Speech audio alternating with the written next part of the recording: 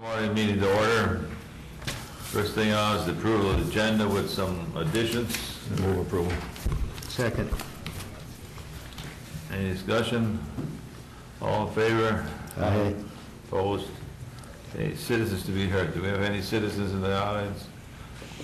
Want to speak on something? Okay. Approval of the minutes. We've got minutes from August the 2nd and August the 9th that need to be approved. Move to approve. Second. Any discussions on that? All in favor? Aye. Aye. Opposed? Okay. We have the bills and vouchers. I think we've... Move to approve. Second. All in favor? Aye. Opposed? Okay, with that, we'll go on to Tim Magnus. Fill a vacant position on the Planning Commission. Planning Director Tim Magnus. Good morning, Mr. Chair, Commissioners. We had a planning commissioner meet the end of his term limits about a month ago. So we had a vacancy on our planning commission. He had recommended a party. Kurt Stubstead was his recommendation, or he had talked to Kurt. Kurt wound up making an application to us. Also, Greg Anderson, who currently sits on our Board of Adjustment, had made an application. They were both in your packets. Greg has a lot of experience on the Planning Commission. He had actually done his three-year terms on the Planning Commission and is now why he's on the Board of Adjustment. And you're familiar with him. Mr. Stubstead is out in the same area as Dave Hang was as far as location in the county. He's a farmer. He's also involved in the construction business and is very interested in being a planning commissioner.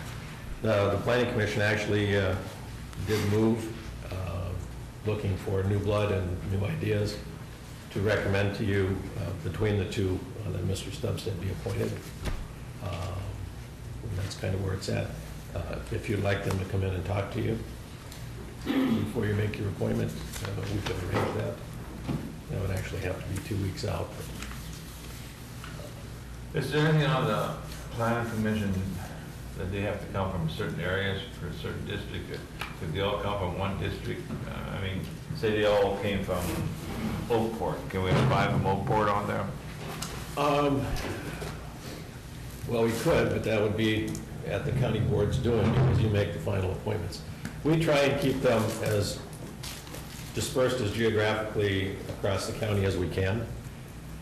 We do have some parties on the Planning Commission that are required to be there. We need a representative from Soil and Water. We need a representative from the city of Moorhead. We asked for a representative from Moorhead Township and Oakport Township, and we used to try and get one of those. Now, if we can't get one, then we can make that an at-large. We have one from small communities, and then the rest of them are pretty much at-large in the county. But we do try and keep them as geographically diverse as we can. Okay. Mr. Chair, Yes. I'd like to hear what Jenny has to say regarding this appointment. I think Tim pretty well covered what the thought process was of the Planning Commission. I think because of the termed out piece of Mr. Anderson, that's why they would prefer to have Mr. Stubstead recommended.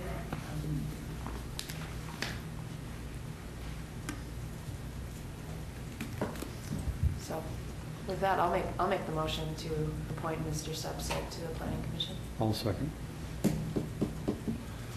Any further discussion? All in favor? Aye. Opposed? Okay. I have one other question. Tim, so who left the planning commission?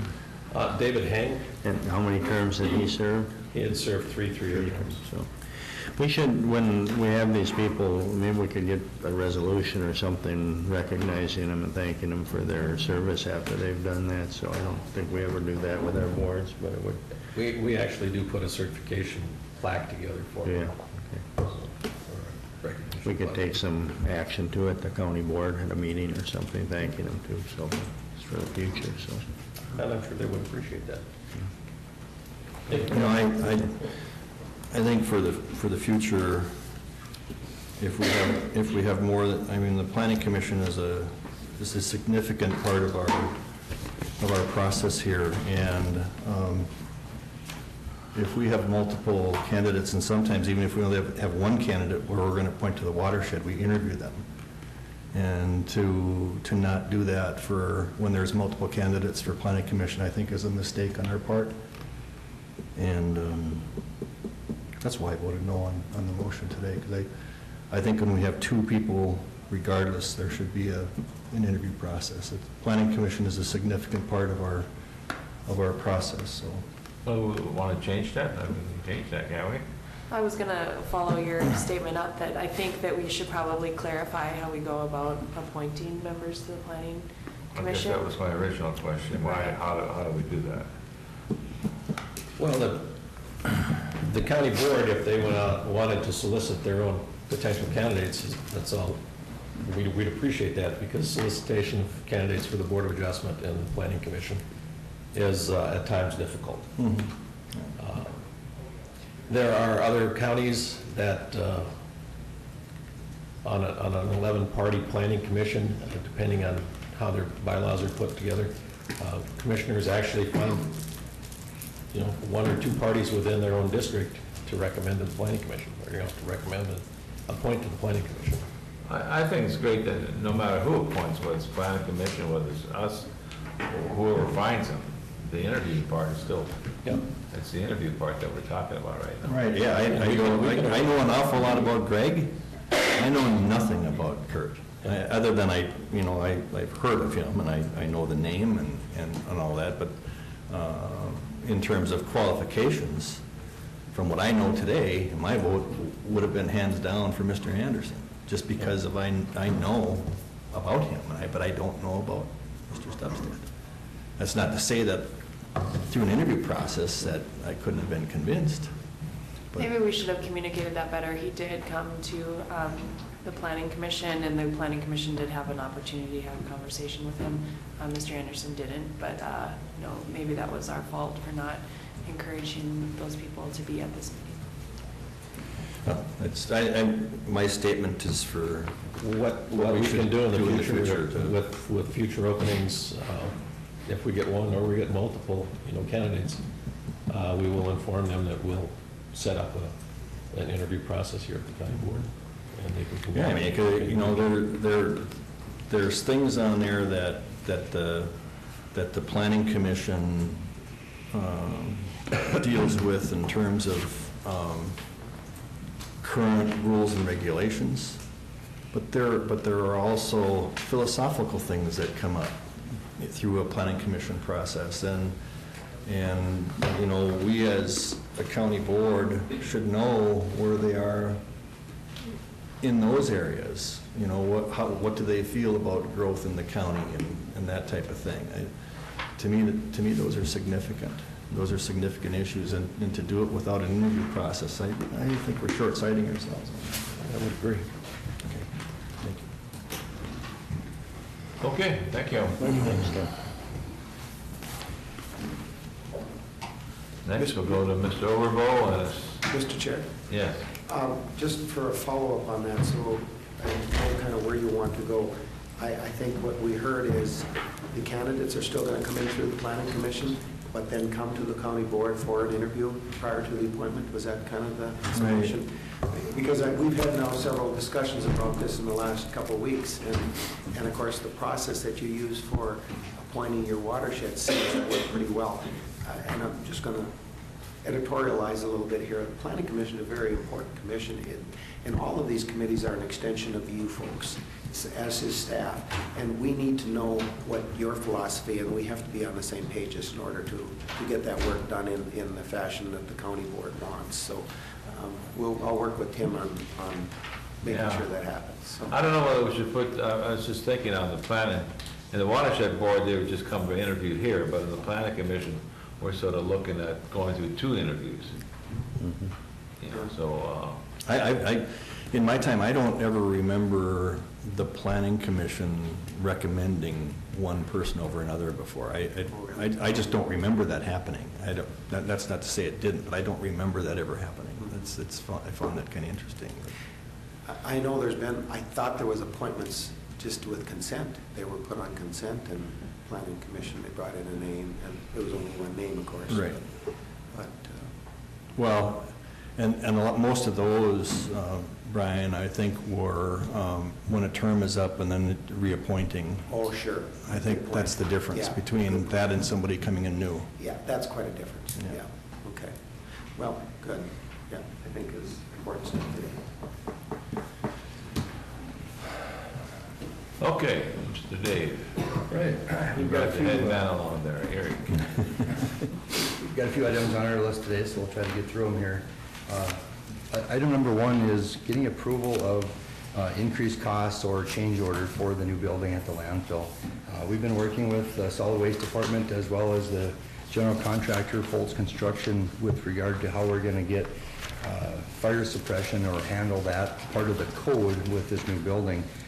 When we bid it, we didn't exactly know what we were going to have for water pressure, and there's a couple different ways you can do it. You can either run the sprinkling through just a regular well if there's enough water supply out there, or what the best option that we got from the contractor would be to provide couple of tanks and a high pressure pump, I guess.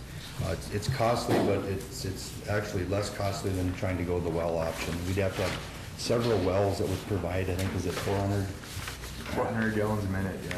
There's a tremendous amount of water we need to sprinkle the building. Obviously, it's a pretty good-sized building, but, so the proposal we got from Nova is about $70,295. Now, that's just for the sprinkler system itself, not really the bringing the water and the pressure and all that. Like I said, there's two different alternatives. One could be multiple series of wells, or the other idea is a couple of 12-foot by 14-foot diameter tanks. It sounds ridiculous. We tried every option to not have these tanks. They're going to be inside the building, and then the 30 horsepower pump as well as to provide the pressure for the system. Another $47,950. I think when we were going through design phase with the tracking committee, we did talk about the number we got from Foltz, roughly, I think he threw out $90,000 to $100,000, and it's actually a little bit more than that, but this is actually the design that we would move forward with. There is a building code. We went as far as going right down to making a phone call in St. Paul to the kind of the fire marshal department or the code department, and our building is require a sprinkler system. We tried to get out from under that, but we weren't able to. Mr. Chair, Yes. you contacted the state fire marshal. Correct. Do they approve of this plan? Do they think this is a better plan than the other one? Yeah, this will meet the code. Thank you. The plans will actually be submitted down to them for approval as well, the sprinkler plan.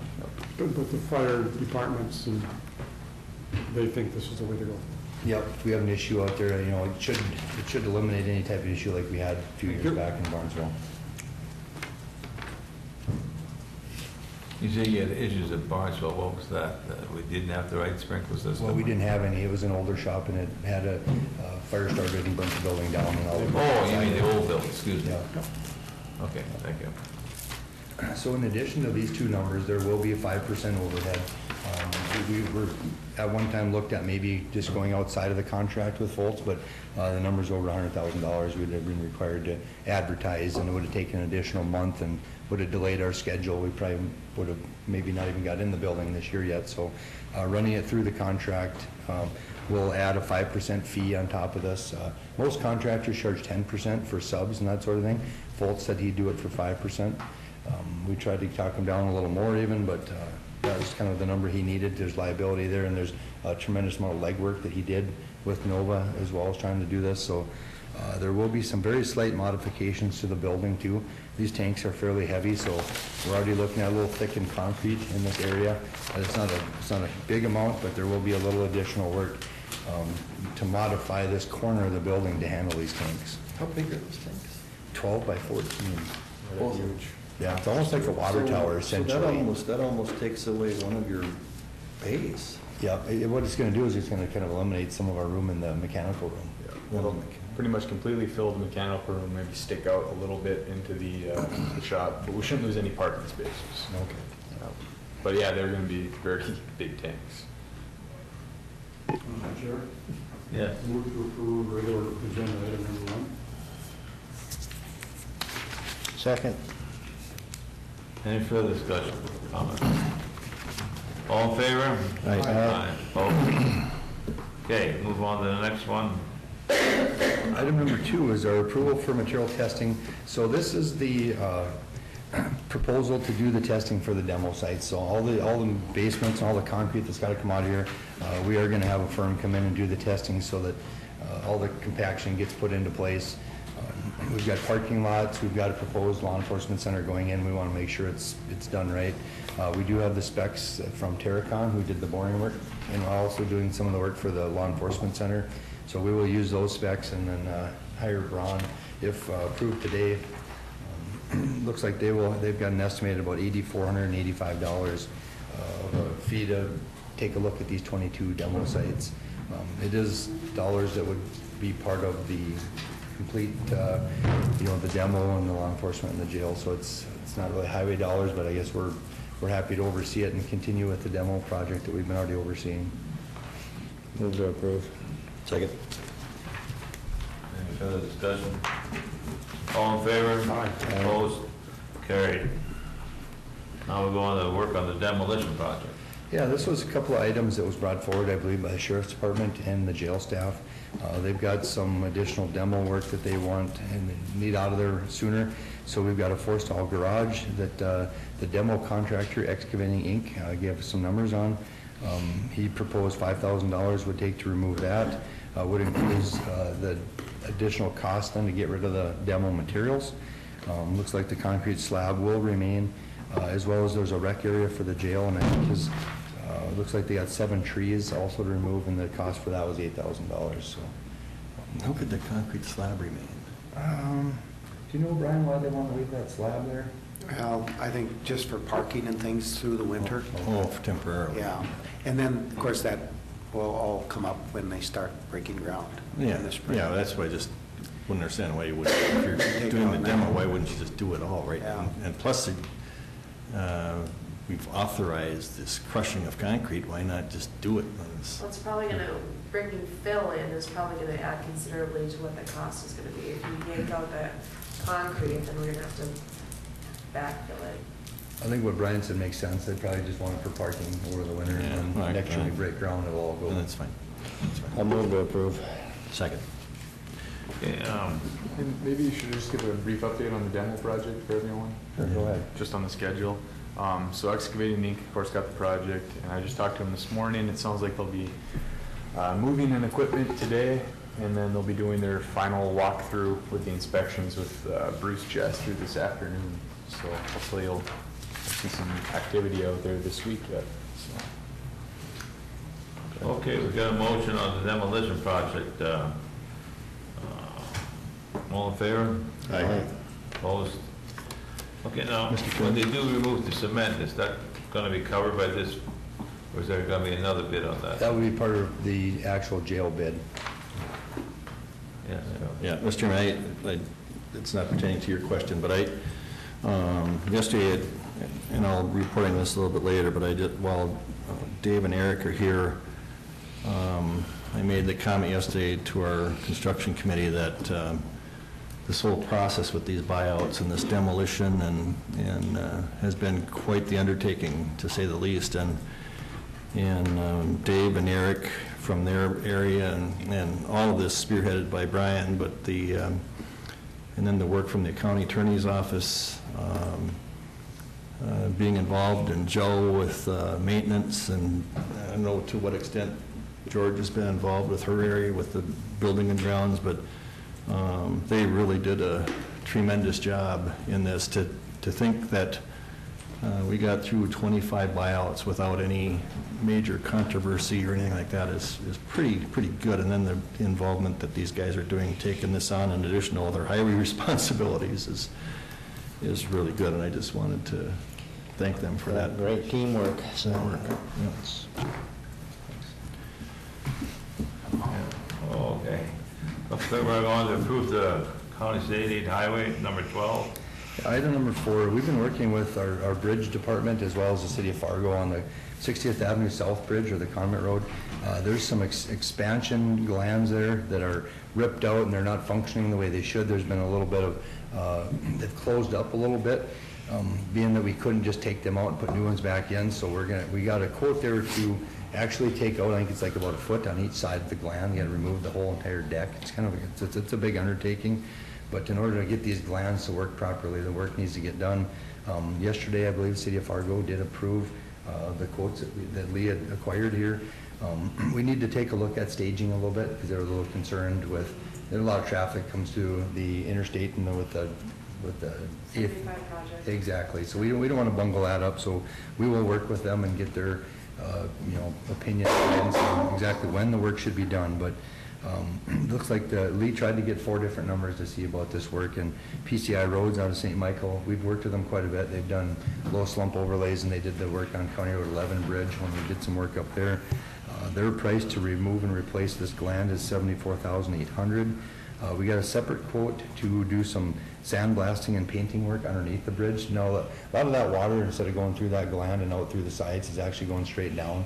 And there's been a little bit of rusting and some little bit of work that needs to get kind of fine-tuned underneath there. So we've got there's really only one company. There's 2 companies that are, one main company is Rainbow, the number that we got from those guys.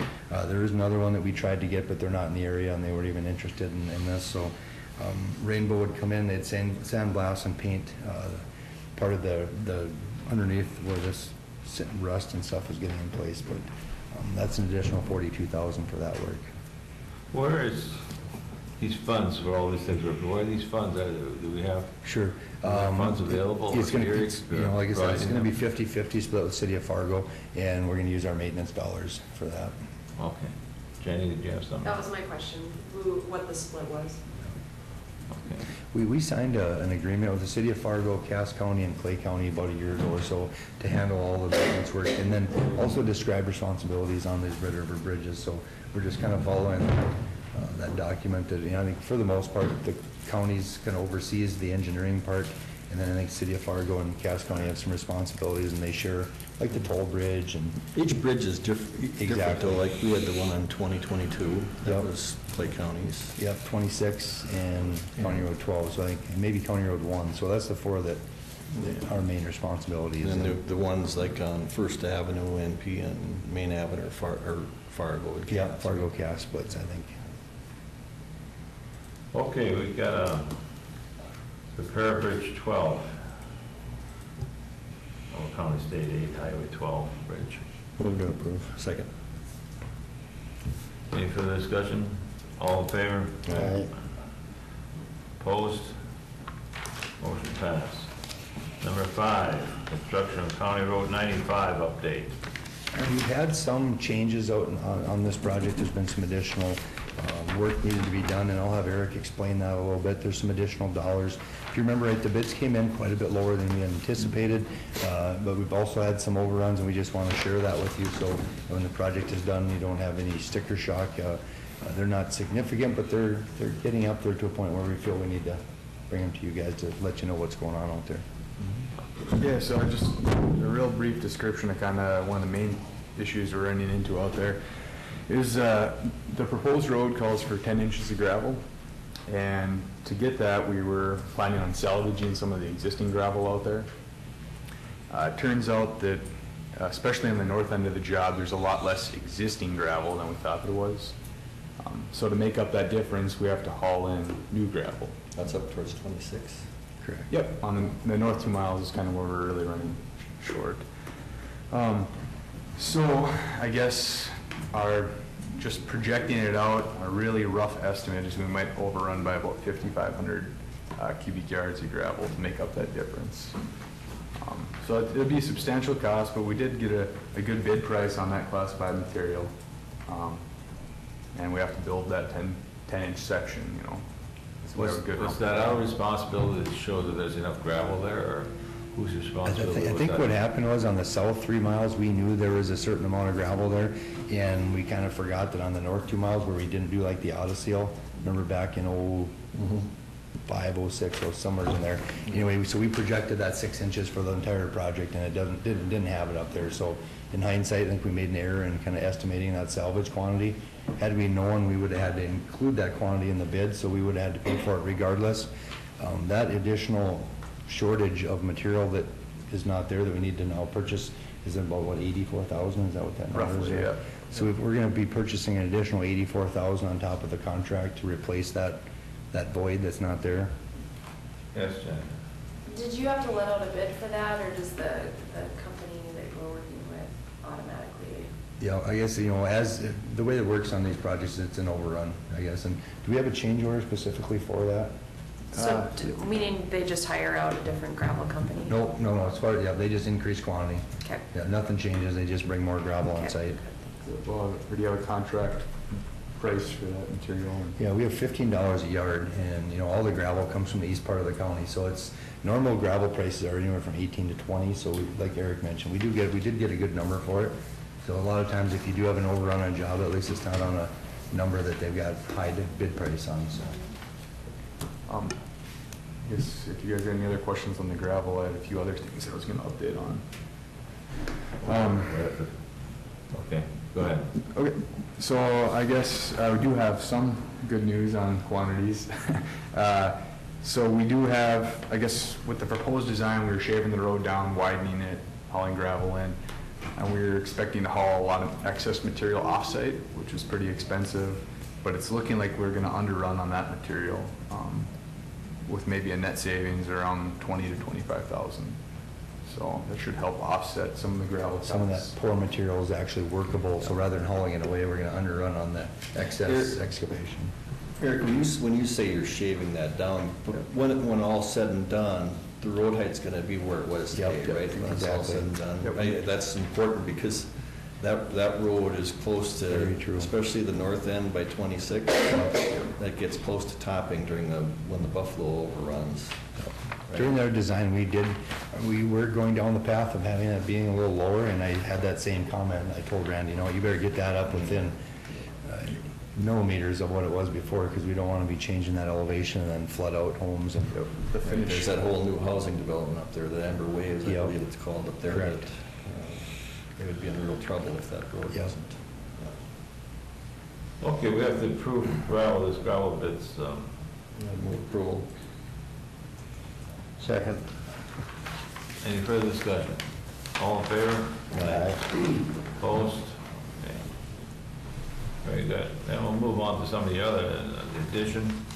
Yeah, Or we've do got you have addition. something else before we go on to that? No, maybe we want to just kind of summarize that. So we're looking at the total overrun with that reduction in excess excavation, it's about $90,000 total, is that right? Yeah, well, and the other one, we already did discuss with you guys, we had some dig outs for some bad areas, and that change order was around $30,000. So the net total increase to the project at this time, we're looking at around about $90,000. So just wanted to summarize that a little bit. That's on 95 now you're Yeah. talking about? Yeah, between the, That original bid was considerably more than that, under than estimate. yeah, our estimate was $1,780,000, Yeah. and the bid came in at $1,037,000. Anyway, nonetheless, when we come in at $80,000, $90,000 change orders, in talking with Brian and tracking committee, we felt it's best to bring it to you and let you know as we're building this thing. The last item we have is a little agenda addition. I've been working with Lee Baudry and Joe and Georgia a little bit with the Family Service Center concrete over there. When they went around the building and did all their estimate and put the quantities together for the bid, they were trying to save a piece of sidewalk right on the back side of the Family Service Center. And then right up against the building, there's some just black dirt where they had grass or plants. And our intent always was to fill that area in and then to leave the existing sidewalk that's kind of behind that.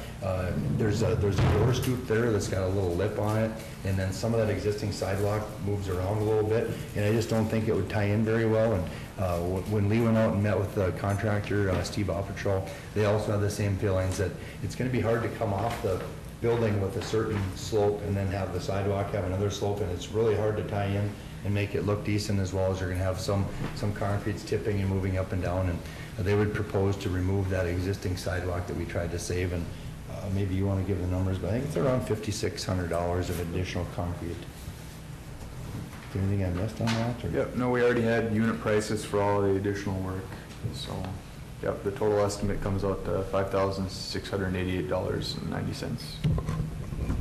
And the original quote for all the work was $27,646.85. And that's for what? Just replacing sidewalk around the campus here, fixing trip hazards. And I guess one other thing to bring up, I don't know if it was brought to your attention, but to try to save a little money and use the funds effectively, we did some mud jacking around campus instead of full replacement, and that saved roughly $6,000. Is this in front of the Family Service Center? It's right on the backside here. It is on the backside. Correct, yep. Isn't the front of the Family Service Center going to be done too, or if we, is that on a different No. project? No, It's a different one. No, Mr. Chair, that's with this project, you're going to do that replacement of that concrete. Remember, we decided not to go with the awning. We discussed that in Yes. the committee and do the cement in front, and that cement is included in this price. So Okay, that's- this is just some additional sidewalk work that they've done. So is this part of the capital improvement? Yes, it is. Yep. Yes. Move to approve. Any further discussion? George, you must have something. No? No? Okay. Okay, all in favor? Opposed? Okay, passed. Okay. Thank you. Yeah, thank you.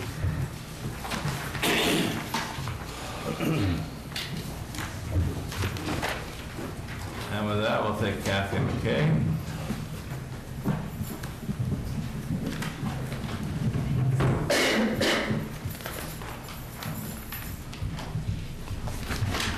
Time is good. Good morning, Good morning. Mr. Chair, Commissioners. I know, thank you for taking this as an add-on. It's kind of was a last-minute thing, but I think you received the agenda item about salary placement for 2 nurses. We have 2 openings. The school district nurse, that's 32 hours a week, and then we have a case manager nurse that's 40 hours a week. And the school nurse is a contracted position with DGF, and that is kind of an immediate need. The nurse usually is out there 2 weeks before school starts to get the vaccine records, the medication records, so that's why it's kind of imperative to have somebody fill that position that was vacated probably a few weeks ago, a month ago.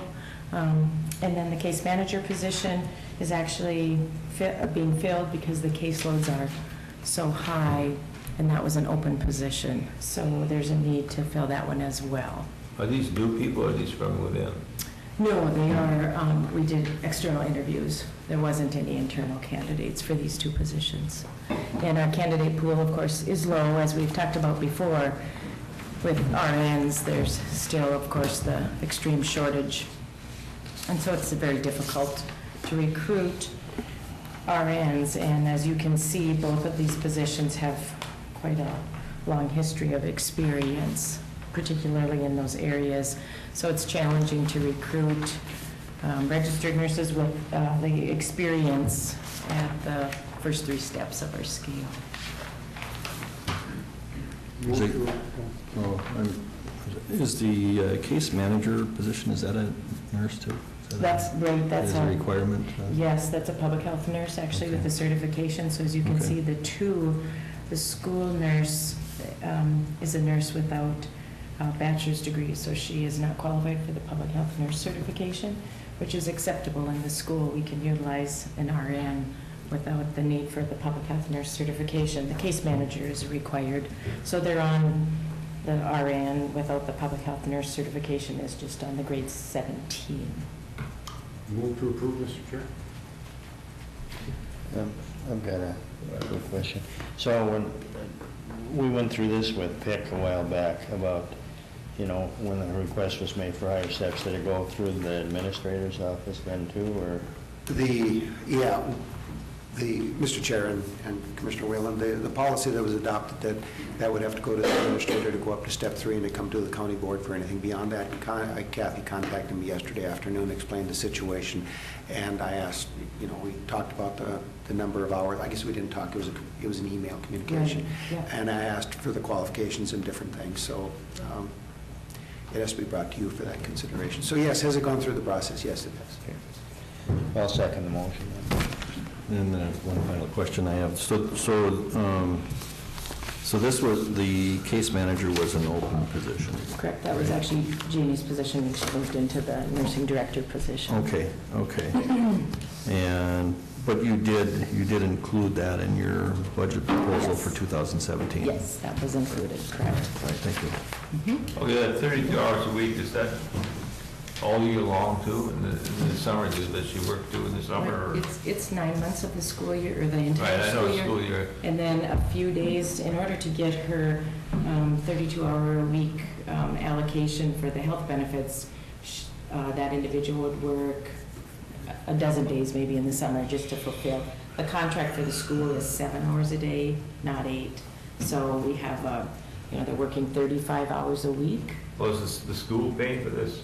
The school pays for the school year contract, and then the few hours they work in the summer, we have revenue. They'll be involved in revenue-producing activities for the few days that we have allocated for that position. Does the school pay include the benefits? Yes. Okay, very good. Any further discussion? All in favor? Aye. Opposed? Motion passed. Thank you. Thank you.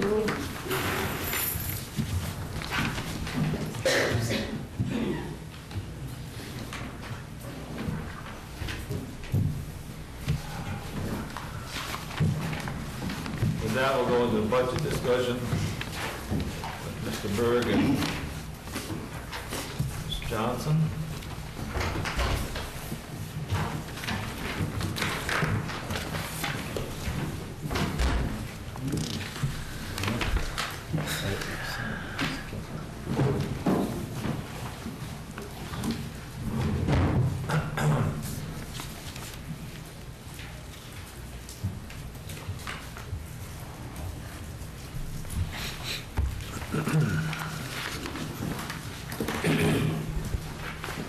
Well, good morning, Mr. Chairman, members of the county board. Appreciate the opportunity to be back so soon to talk about budgets. I thought you had a good discussion last time, and we took away some direction of where we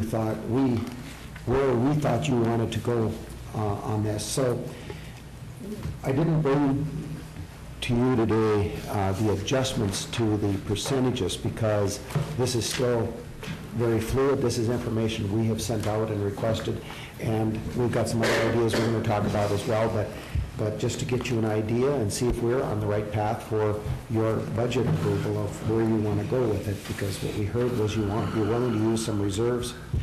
You want to see what dollars, let's say, can be squeezed out of the budget yet. So what I have before you today is some things we were working on, and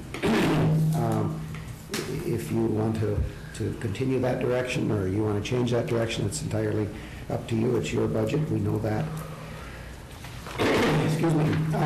The first thing we've done, and I attached a sheet to the memo, is your new request.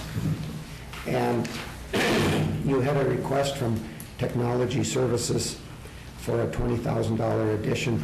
We reduced that to 5, or we're suggesting a reduction to 5. I better qualify my words a little better than that.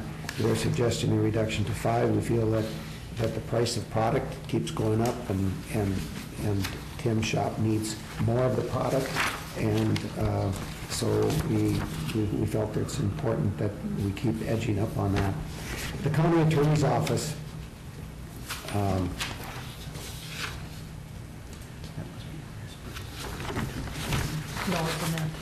what's a net? Okay, that's what it is.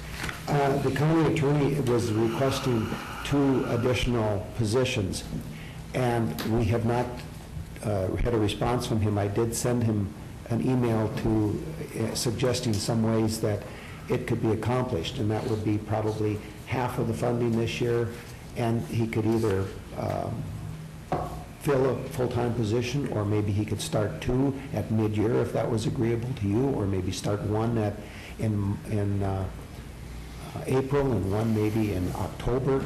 In other words, he would be able to gain ground on his concern of the overload down there, but getting two right out of the chute is kind of difficult. So what we did is we basically suggested cutting his request in half. We have not had a response from him, so I can't say that that's agreeable to the county attorney or if it's agreeable with you. It's just a suggestion of where we can want to try to get to where we're going with this. So, and then the victim witness advocate, there was a $30,000, and I think that was a loss in some funding. That we didn't change until we hear from him to see if that was state funding, just for clarity from what he wants to do. I think it's a very, very important position. I think he feels that way. I think you feel that way. So that has been left in for now. The juvenile detention, Steve was asking for about, I think it was $21,000, somewhere in that area. And that was for a third of the new position that he was asking for a new position. But 2/3 of it would be paid out of the secure unit. And if you remember right, you approved a contract for 9 positions. And part of that was... And 9 beds. 9 beds, nine positions, that's right. 9 beds. And within that, he is requesting to hire an additional staff person. And 2/3 of that position will be paid for out of those 9 beds. And the rest of the counties too, the 11 county consortium that you have. So that wasn't reduced, but we asked him to find some other means to pay for that third position coming out of non-secure. Non-secure is totally county funded, and he feels that if there is a gap and an opening in a bed in non-secure, that he can generate some revenue with that to fill that gap. So he was willing to take that $21,000 out. And the other was the social service program. And if you remember right, half of the reimbursements or to pay for the position in the county attorney's office was coming from the social service reimbursements, which is county dollars that would have to come in through county or social services to go to the county attorney's office, so that would reduce that. So the net new request and eliminate the juvenile down there, because that is that additional 2/3 bed, now reduces to $126,515, which is a reduction of $127,000. I'm going back to the front of the memo, which is a reduction of $127,749, if those are amenable to you folks and work out for the departments. Then I did talk with Rhonda, and she is reviewing her expenditures, keeping in mind that she really doesn't have control over the out-of-home placements, and that has been the big cost rise. So she is trying to figure an average that she may have to spend it and may not if it's down, but she's going to try to reduce her expenditures $100,000 as well. The sheriff's correction request, as we talked before, between law enforcement and the corrections, they're in excess of $9 million now on their request for budgeting items, and we requested that they review their expenditures and see if they can reduce their $200,000, and Matt said that he'd be willing to certainly look at it. And if you remember right, we did reduce the fuel budget by about $30,000 going into this, but fuel prices are really staying down there, and they should be able to gain some there. Plus, the budget for out-of-county boarding has gone from about $400,000 in 2014 to $1 million request in 2017. So they're budgeting at the very peak, and let's hope we don't stay at the peak. Let's hope there's some ups and downs. So they're going to be reviewing theirs to see if they can reduce some $200,000, with keeping in mind that if the out-of-county placements are high, that we're going to have to expend it. So that's still relying on your reserves. And then, as you did last year, this is a $200,000 reduction in the social services reserves and a general fund reserve. You did this last year as well. And then the new one that I've requested of Kathy's The public health reserves is just at a little over $2 million right now. It's never been that high. So we would ask $100,000 out of the public health reserves to buy down their increase in what they were asking for. So with that, that's $927,000 if we can stay with those corrections. And then Lori and I have gone through other parts of the budget as well. And we were, a couple suggestions that we were looking at is the, in talking with Kurt from Solid Waste, that we went up to like $110,000 last year and to go to like $120,000 this year. Now, we transfer $100,000 of that, not of that money, but of general fund money into the capital improvement plan, but that leaves $20,000 behind for other administrative costs. And we have had a lot of additional administrative costs with solid waste, with the programs that they're going through. So he's perfectly all right with that idea. We reduced our telephone budgeting bills. We haven't been spending the $30,000, so we reduced that to $25,000, another $5,000. Labor negotiations, we have been budgeting $60,000, and we just feel that we never know what we're going to spend there, but we've been spending under the $60,000, so we dropped that to $40,000. We think we're comfortable with that amount, and that's a $20,000 reduction as well. Office supplies of $7,000. I know now we're getting down to the nitty-gritty, but what I'm just using as an example of, we are going through this probably fairly thorough if we can. The interfund transfer of $10,000, I'm not remembering what that was for. We just made an adjustment because we had budgeted 110 to transfer out. Oh, and we're just okay. transferring Just 100 that. out. So that was the 20 that I talked about, and 200,000 was for social services. So we're going to continue to look at that. We'll look at the responses. With the dollars, I think we're starting to come within range of maybe will be acceptable to you, but if you are okay with us moving forward at this, getting confirmation, negotiating with those departments, seeing if we can come up with those figures, then maybe next week we can bring a percentage figure to work off of. Next week, though, we won't be meeting because that's the 5th Tuesday. So we'll certainly get that information to you, though, very, very soon. So it's putting us within that kind of 6% range somewhere, and with the new buildings, it puts us down into the 4.3 or 4.5, somewhere in that area. So I had a question. You said about telephone service, you're dropping at 5,000. How do we drop that? Are we taking phones away from somebody, or are we? No, and I need to mention that too. No, we have been spending less. The phones system used to cost us more, long-distance services used to cost us more, and we budget $30,000 for that, and now we've been spending about the 22, 23 range. So, yeah, no, we're not dropping that. But we've had an inquiry from one of you folks that we've been pursuing what our cell phone policy is too. We're looking at that. We spend about $75,000 a year, the county does, on cell phones. We have 136 county cell phones.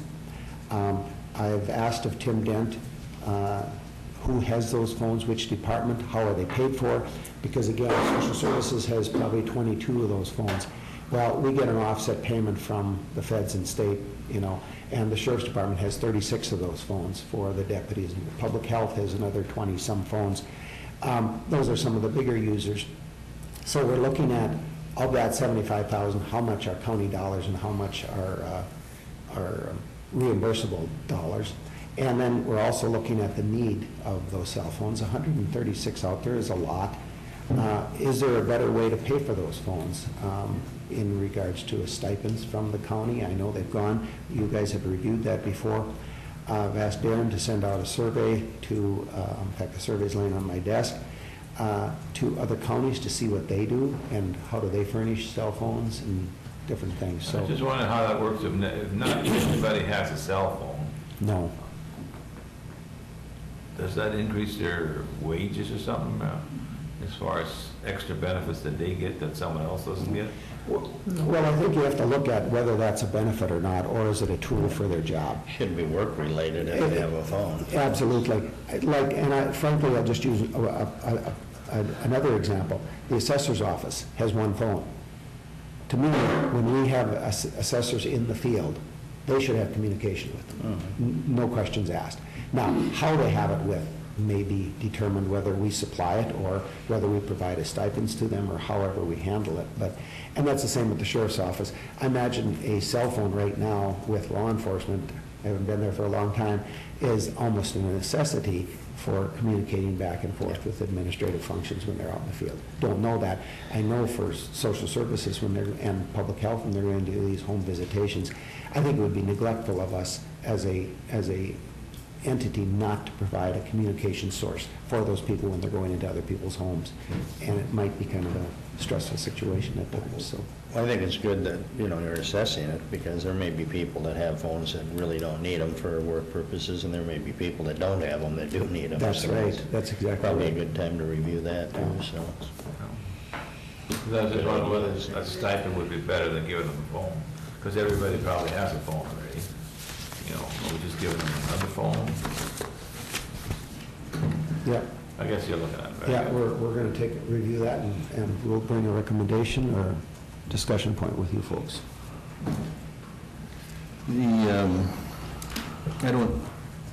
So this is a 927,000 that we're taking off of what was previously brought forward, right? Suggested, yes. Suggested, yeah. Yeah.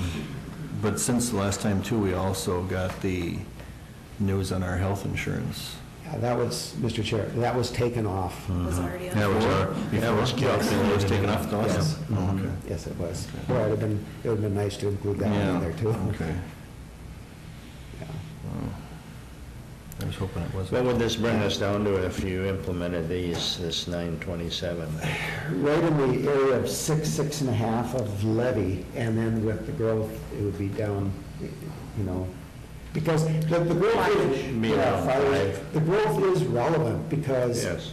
when there is a new building put over here, and now that obligation is spread between these two buildings, it doesn't all fall on that same building. So it is a significant reduction to the person. I know the levy isn't reduced by it, but how you spread that levy to pay for it is, and I So- think people don't remember that. So there's a difference between growth in terms of new construction, is that what we're talking about? That's what we're talking about. Right. Okay, all right, because The valuation. Right, we Right. separate that out. valuations Separate go it. up, that doesn't, Doesn't do any good. If everybody's value goes up, Right, it right. doesn't do any good. right, but But no there's also going to, we're going to see a little shift now, right? From what was going to ag now is going to go to Back to the residential. residential. That's right. So we also got to be keeping that in mind. And then just as I was coming here this morning, I heard that Moorhead just had their first discussion, and they're talking about a significant increase in their. I thought they said 4.5. I heard them say I thought one I said came it in, was- and I thought that it was was- over 5 that with was their- growth, it was 4.5, I thought they said, so Why is there a shift between agriculture and residential right now? Nothing was passed in the legislature. No, but the ag values are. the values are going down. Their ag values go down, so if they're out, it goes down, The others go up. Okay, now when you're talking about growth, now we're giving abatements for a lot of this stuff, so. Right, and some of those are coming on now. So some of those first abatement properties that we gave out, those are actually going to be taxed for the first time now. But we've budgeted what we expect to pay out. Right, That's in the budget. right, but we are 400 actually was it taking that. 400,000 or something now, or- 400,000. Yeah. Did we budget the ones coming off as being revenue? That's part of the new growth. Okay, it's part of the, okay. Any further discussion? Well, thanks for the work. Very good. We'll bring you back. It's going the right way. If you don't like that, okay, that's what we wanted to hear. That's- you guys- Now you got 2 weeks to take off some more. One thing is Okay. Needles just hurt a little bit. Okay, oh, okay, yeah, you know, don't you? Excuse me, sir, did you have something you wanted to bring to the? No. You just wanted to see how well we operate, huh? Very good, okay. Thank you. Okay, with that, we'll go to committee reports. Who do we know first this week? Graham? Let's see, I think pretty much just jail meetings I've had, and I'm sure Kevin will report on we had a good couple meetings yesterday on what's going on with the jail and law enforcement center projects, and everything's going well. I think Kevin already brought it up, but the great work done by Brian and the staff on our acquisitions to the north of our campus here, and everything's going well. I think Brian and Kevin and I have all been pretty hard on the staff and our architects and construction managers to, keep pushing the project costs to where we plan on them being, and I think everybody's doing a good job, and I think we're all convinced that everybody is working really hard to get us to where we need to be, so we're got lots more to do, but everything's going well.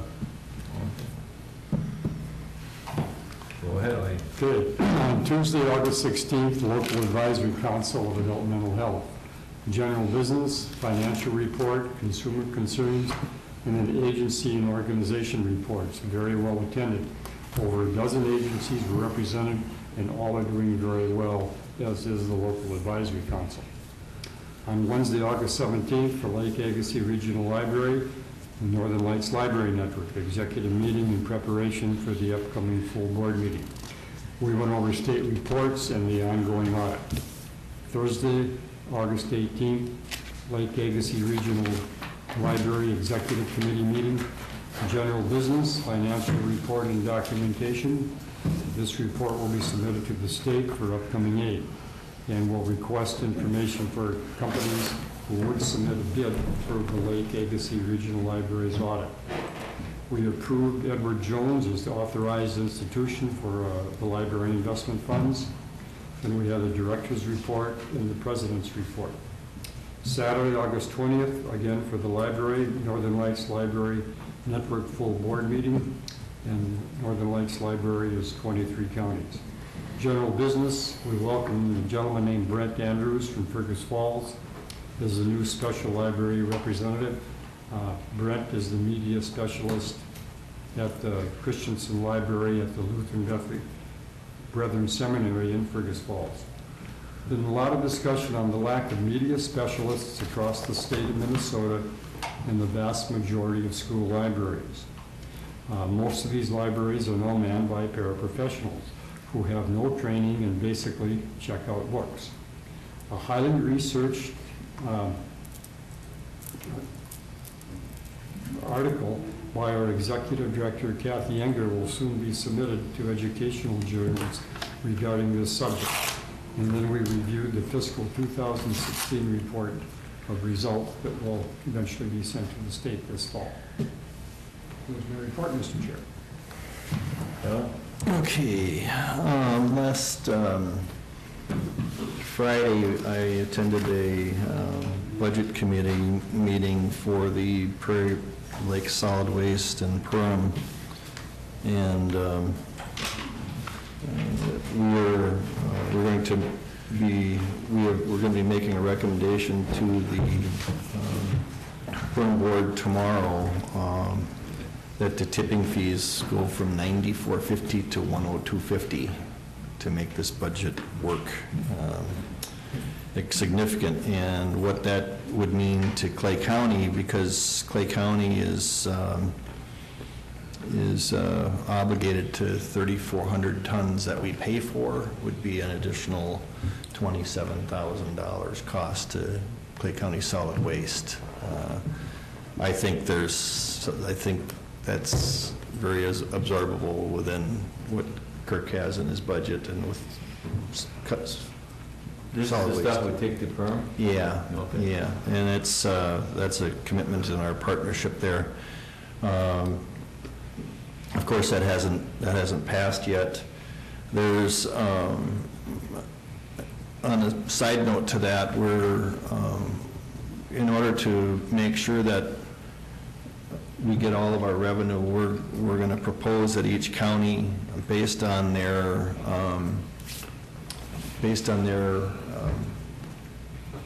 tonnage that they've agreed to, that, for example, I just talked about Clay County's being 3,400.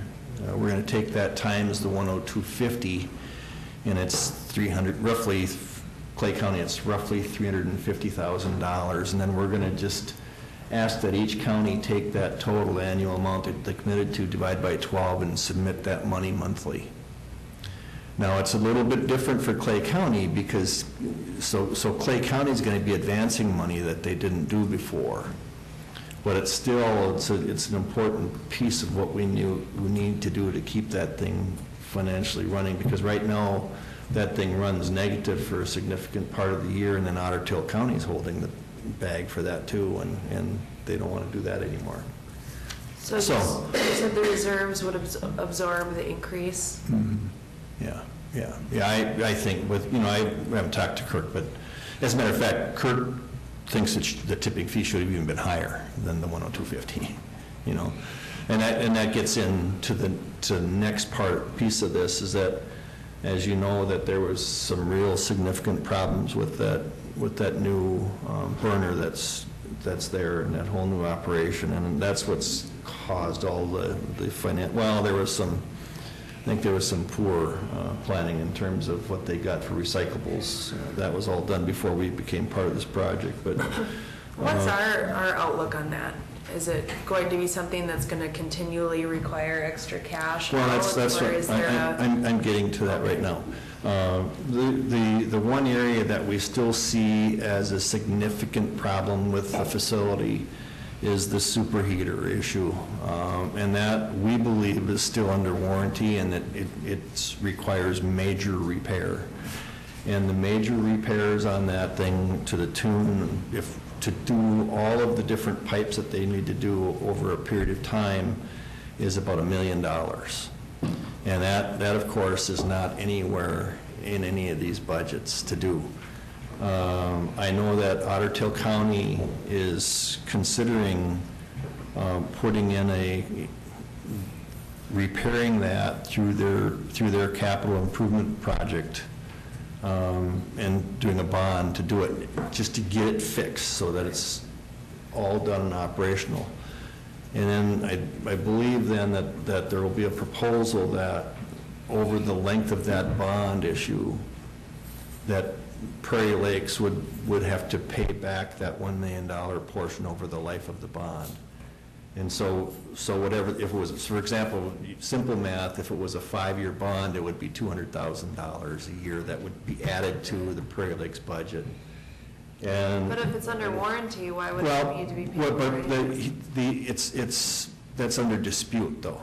So it's under. Why are we going to require more litigation? Yes, it's being litigated, but we're hopeful that we will win in that process. But in the meantime, it still needs to be fixed, and the longer we wait, the more problems. And so the $200,000 a year, we would be responsible for 15%. Yeah. Well, yeah, we would, but we would.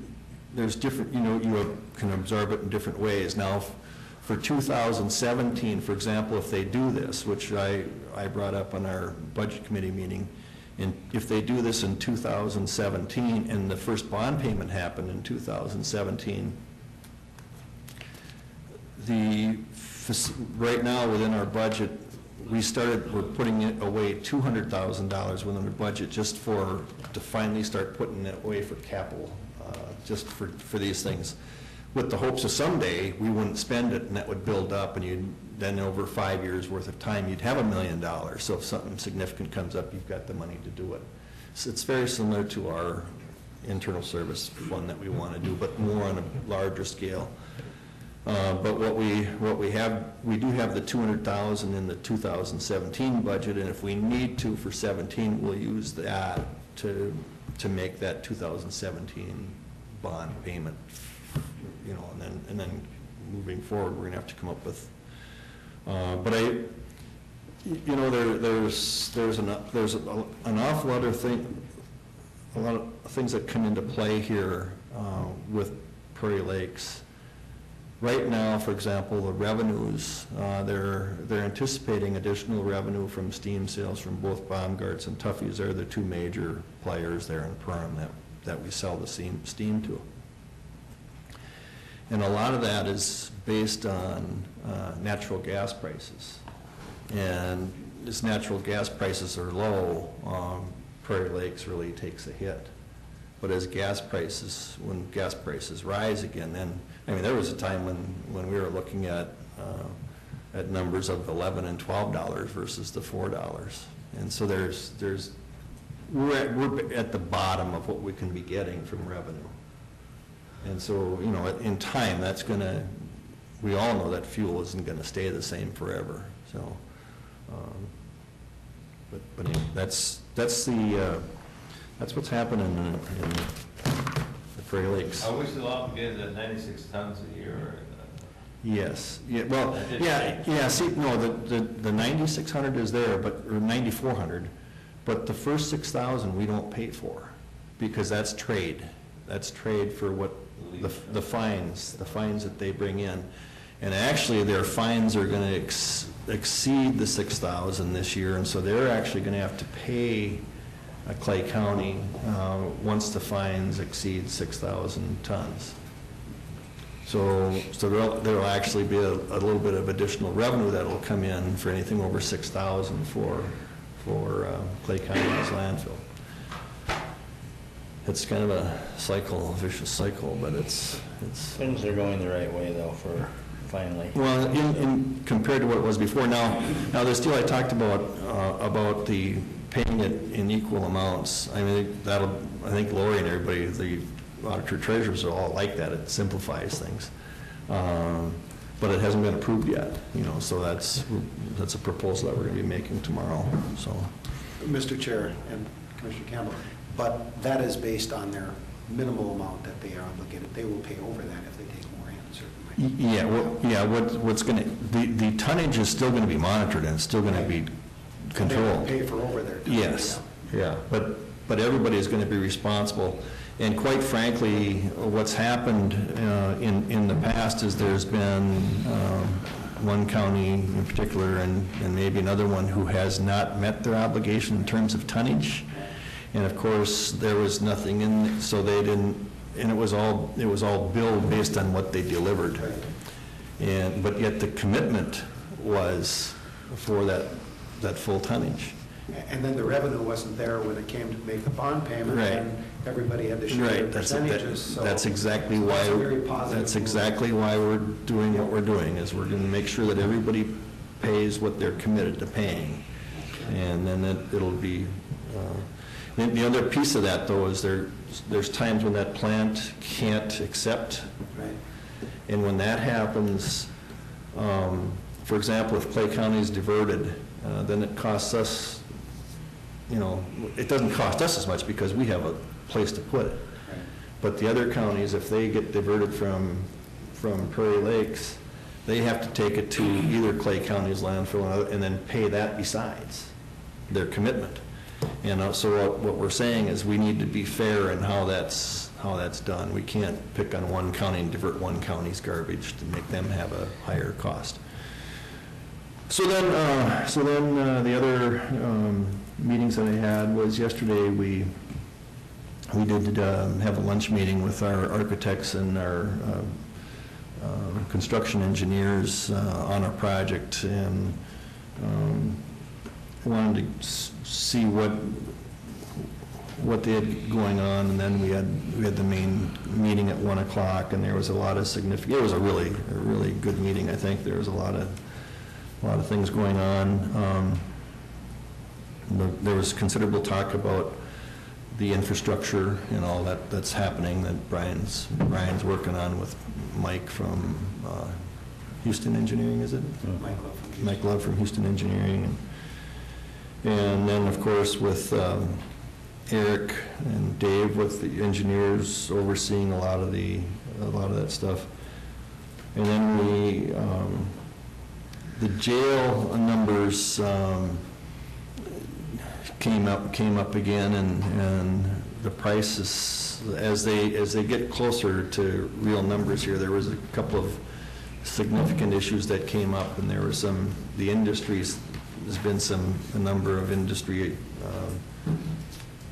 items based on jail cells, the doors and things, that contractors have gone out of business, and you basically it's come down to one contractor, and so the prices fluctuate a little bit there upwards. But, so what it came into is there was right now the jail went up about $610,000, but what we have not got in there yet, which we're quite confident, is that we're going to be able to get the sales tax deduction for the county jail portion of the project, and the numbers estimated to be about $600,000. So we're still right on track for that, pretty close to that 32.5 that we had been talking about for a long time on the jail. So, and then the LEC, we got a report. There's been a total of about 8,000 square feet taken off of that facility, and it's we're down to now where it's between what we're building and only. It has somewhere from a 5 to a 15-year growth period as part of the LEC facility. And basically our committee has said that's as small as we're going.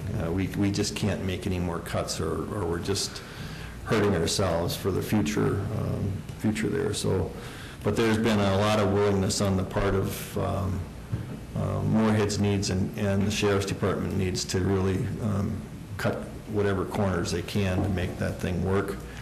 On both the jail and the LEC building, we're looking at changing some of the outdoor siding stuff that goes on, a different type of a brick type of a deal versus what was there before, and that's actually a reduction in price, but aesthetically it's probably going to be nicer looking. So when we still have concerns about making sure that from the neighborhood and the people that live around here, we don't want to have it look like a cinder block that's belongs in a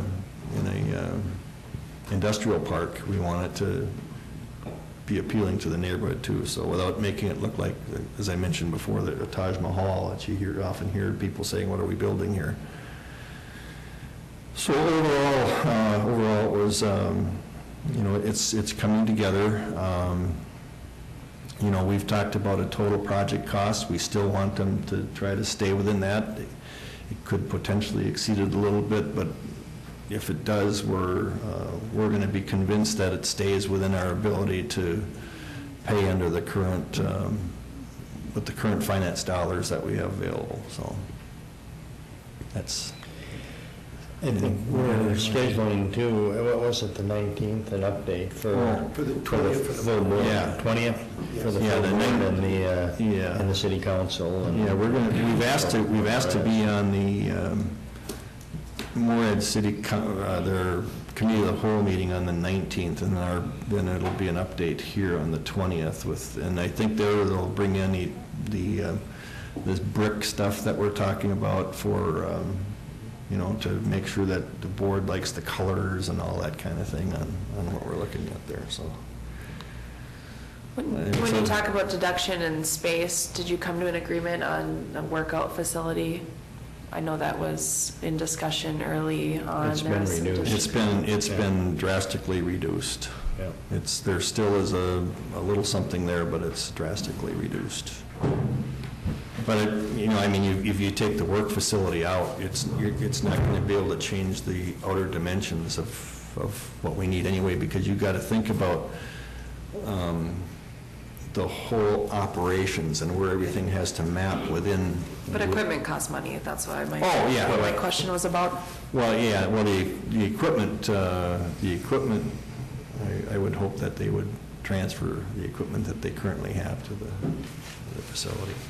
And that was all bought by, wasn't bought by city, and as far as I know, so. Yeah. So it's a long update, but sorry, there's big projects, so. Thanks for the update. Thank you. Last week I attended the Planning Commission. There were several issues up for discussion. There was a conditional use request from Bear Hogs, you may have seen it in the media, to increase the amount of animals that were at a hog facility. Tim did go back to their original conditional use request that happened in 2005, I believe, and they had already been permitted for that level of hogs. They just, because of their cash flow, didn't do it at the time, so they, the part that was highly contested had already been approved, so all we did was amend the request to allow the new buildings to take place. We discussed the amendment to the county land development ordinance that this board sent a recommendation over to allow a party to petition a waiver to not have to sit out the 12-month stay before they can come back and ask for approval. That would allow us to have a 4/5 vote to pass that, so they did support that. Another issue, the highway department came forth with some concerns in regards to the Haug IUP, that gravel that we had talked about that had been petitioned, and the Planning Commission still believes that that is a township issue.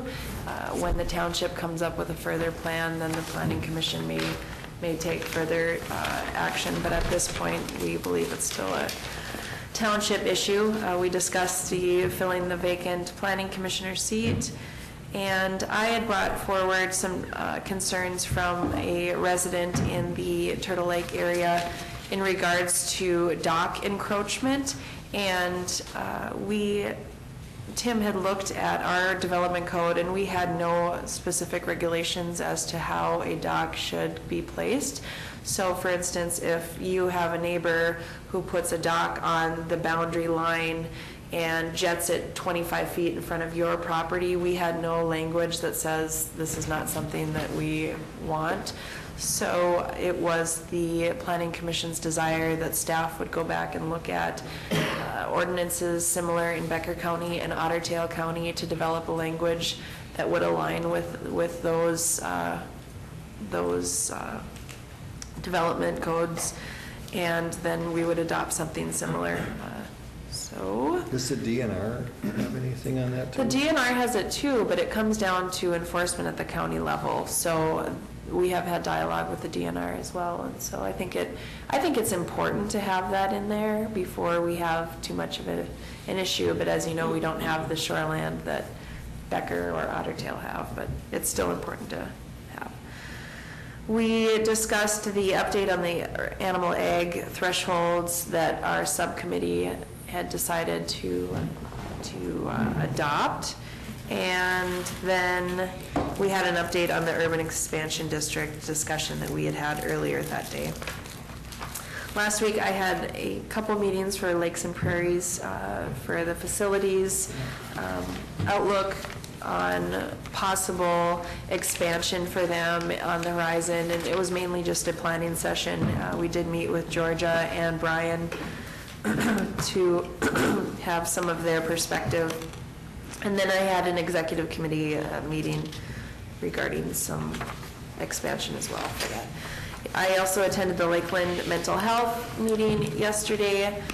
We were saddened to hear that one of our board members from Douglas County had passed away, and we were at the Moorhead site and had a really good update from the Moorhead staff, including Rhonda Porter.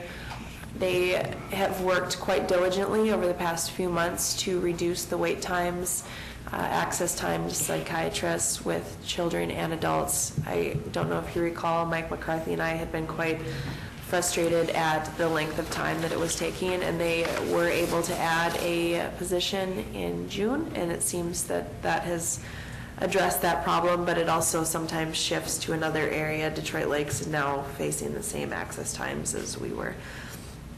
Last night, I attended the Buffalo Red Watershed annual budget hearing, and it is interesting to note in 2014 or 15, they had a 12% increase over 14, and then had a 14% increase over 15. So there's been a steady incline in what their budget is. The general levy was set between 2 to 3.5%, so they were able to keep it at a lower value over 16. Part of what's going on is 2018 will see a significant increase because of the implementation of the buffer strips. There will be some dollars required to obtain easements and planting of those buffer strips because there are 95 ditches within the watershed that will need that. One question that was answered for me is the question came up is if there is reseeding that needs to happen on a buffer strip because of overspray or encroachment on that, who pays for that? And a landowner will receive a warning and a notice that they need to have, here's the seed mixture and you need to have it seeded, and if it's not done within 3 months, the watershed then has it done and brings it to the auditor's office, and it is added directly to the statement. So you probably knew that, but I was just adding that in. And then another big part of what their levy will be is they've added $500,000 to the Manston Slough to try to pay off that balance. They think over the next 2 years they'll be able to do that levy-wide, but then also the landowners will have an increase to assess and get some of that paid out. That concludes my reports, Mr. Chair. Mr. Chairman, can I add one thing? Sure. I wanted to, and I'm sorry, Brian, but the referendum that we have coming up, I wanted to make another comment on that early voting is going to be starting soon, and I think we need to put a reminder out there to people, and I know that we're going to be contacting and trying to work with the media and editorial boards on what the difference is between a yes and a no vote on the referendum. I think it's important that that's on the sales tax referendum. I think it's important for people to know that a yes vote does support the referendum for sales tax to pay for the jail and law enforcement facility, and a no vote basically changes it from a sales tax paying for it to property tax paying for it. I just, I think we need to keep emphasizing that a no vote does not mean you would be voting against building these projects. That's not what that referendum is about. The referendum is about how we're going to pay for them, because they need to be built. And we as a county board have already decided they're going to be built. So I think it's important that people understand that they have a choice and method of paying, and probably the better method is sales tax. So. All right, thank you. Well, Jenny, thank you for your report. You spend a lot of time away from home for some reason or whatever. I think we all spend equal amounts away. That animal unit thing, does that have to be approved? It will have to come for an open hearing at some point to this board. Okay. Yeah, I was at the planning commission also, and pretty much covered that already. Wednesday we had Heartland Trail. A lot of issues discovered there. They discussed with the president of Morehead State, or University of Minnesota Morehead, as far as snowmobiles in the park. She's a bit concerned about that, so they're still trying to get land where we can put this trail. They're talking about if there's an electrical line running across, isn't there already an easement there with the electrical line? Getting easements with the railroad or whatever, there's not a very large easement on the county roads and stuff like that, and township roads. So they're trying to find a place where they can put this trail. It's still having a tough time coming up with an option right now. They're working with some landowners to get it right away. They're looking at buffer strips, if they could add on to buffer strips, you know. It's, a lot of discussion has to be done yet on this Heartland Trail. I know with the Historical Society, we had a meeting there Wednesday night, or afternoon. Things are still, I don't think where they were last year, but I think they contribute some to the construction that's going on, and it looks to me it's going to take another month or two before that road's going to open up, so they're very concerned about the traffic there and not being able to get there, but they do feel that they've already contacted a lot of the convention centers on alternate routes of getting there. Wednesday night, hit it all picnic, I guess, just had a good showing there. Thursday, I was involved in a placements session with Rhonda and her staff on out-of-home placements. And they had four sessions, you know, 4 different placements. And it's just interesting to see how hard these people are working to get people placed in homes. What's all involved in, you know, what's best for these kids? Should we put them here? Should we put them there? Should they stay longer in Juvenile or whatever? You know, it's just, I just have to compliment those people what they're doing, and it's just, it's a lot of work that they're going through there. Tough work. In the afternoon, I went to MetroCog. Good discussion on, we're looking at doing our comprehensive plan, and then we set aside $75,000 for that, and I guess I feel that we need to discuss some more whether we need to do that this year, or whether we can put that off for another year. Because I think we got some notice yesterday that it's going to even be more than $75,000. So I think we need to discuss that. I think we need a plan, but it's just the right year to put money into it. So, and that was it for me. Well, thank you, Mr. Chair. You looked at me, so I'm assuming you want me to give my report. Yeah, go for it. Okay. Let me first say, and I don't want to be redundant here, but I know Commissioner Campbell and Wayland both mentioned the project here and the appreciation for the staff, and rightfully so. Don't get me wrong, but you know, I guess it'd be a little philosophical here. It's our job to complete the tasks that this board agrees on and pushes forward, and you know, the credit goes to the full board, and then particularly the 2 commissioners that are assigned to the building committee. But then you also have 2 others that were assigned to the public health, the behavioral health unit of that, that being Commissioner Mojo and Gross as well. And you guys have worked hand in hand in moving this forward. It's going to be quite a project for the county. It already is, but you have to kind of remember that proposal started with this board and has had the agreement of this board and had the momentum of this board, and that's your role. Your role is to be the governing board, and our role is to carry out the tasks that you wish of us. So that's why we need to keep you informed and get your support on those. So it starts from the top, at the top. So the thank you goes to the board for having the oversight and the wisdom to see the needs of the county and pushing forward on that. So we appreciate your support on that. I did attend a pre-zoning meeting. We wanted to talk a little bit about Dave's concern on safety and how it related to the township roads prior to the planning and zoning meeting. So we had a meeting in the afternoon with Jenny and Tim and Dave, and we got that, I think, kind of talked through. And then I did attend the planning meeting last Tuesday night as well. Little discussion, I got a note off here too, the appointment of the planning commission, and you guys have addressed that already.